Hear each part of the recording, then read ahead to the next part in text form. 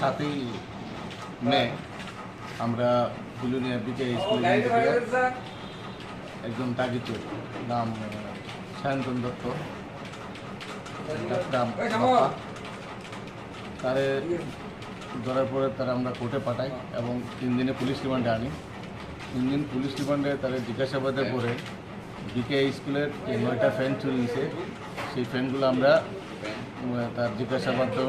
পর আমরা এই ফ্যানগুলো রিকভারি করতে সক্ষম হয়েছি এবং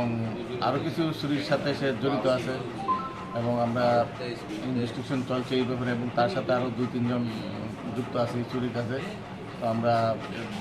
ইনভেস্টিগেশন চলছে এবং আমরা দেখছি এবং আজকে 3 দিনে পুলিশ রিমান্ডের পর সায়ন্তন দত্তকে আমরা কোর্টে পাঠাচ্ছি। পাশাপাশি গতকালকে আমরা আমজাদনগর থেকে আরেকজন মফিজ মিয়া নামে একজন বিখ্যাত চোর, বিশেষ করে উনি চুরির কেসের মাল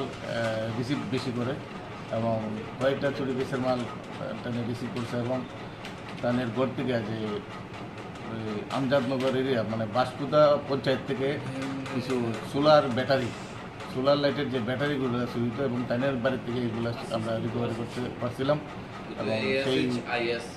রিকভারি পর থেকে সে মানে পলাতক ছিল। গতকালকে আমরা গোপন খবরের ভিত্তিতে তাকে আমরা অ্যারেস্ট করতে সক্ষম হয়েছি এবং আজকে তারে আমরা কোর্টে